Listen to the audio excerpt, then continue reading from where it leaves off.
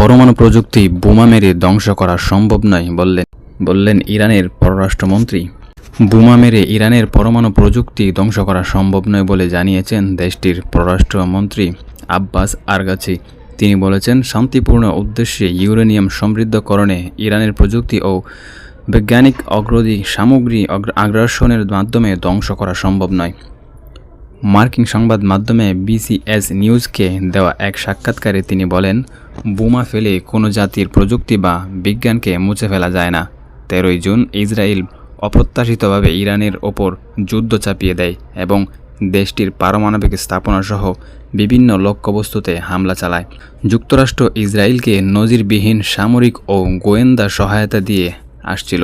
যুদ্ধের শেষ পর্যায়ে এসে মার্কিন বাহিনীও ইরানের মধ্যেও উত্তর মধ্যাঞ্চলে অবস্থিত বেশ কয়েকটি পারমাণবিক স্থাপনায় সরাসরি হামলা চালায়।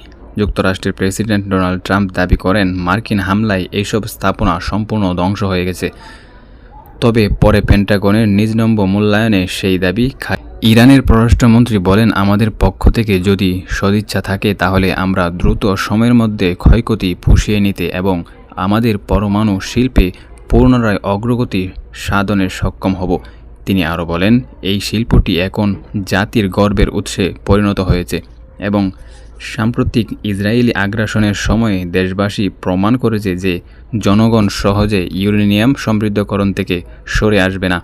তিনি বলেন, আমরা 12 দিনের চাপিয়ে দেওয়া এক যুদ্ধ পার করেছি। আমরা সে সময়েই আমরা আত্মরক্ষার সক্ষমতা প্রমাণ করেছি।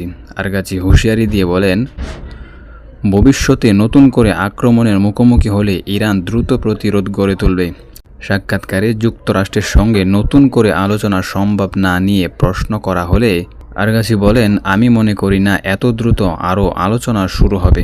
তিনি বলেন, আমাদের আবার আলোচনায় ফিরতে হলে প্রথমে নিশ্চিত হতে হবে যে কূটনৈতিক প্রতিক্রিয়ার মাধ্যমে যুক্তরাষ্ট্রই আবার আমাদের ওপর সামরিক হামলা চালাবে কিনা। এই ছিল নিউজ আপডেট। নিত্য নতুন নিউজ আপডেট পেতে চ্যানেলটি সাবস্ক্রাইব করে পাশে থাকা বেল আইকনটি অন করে দিন।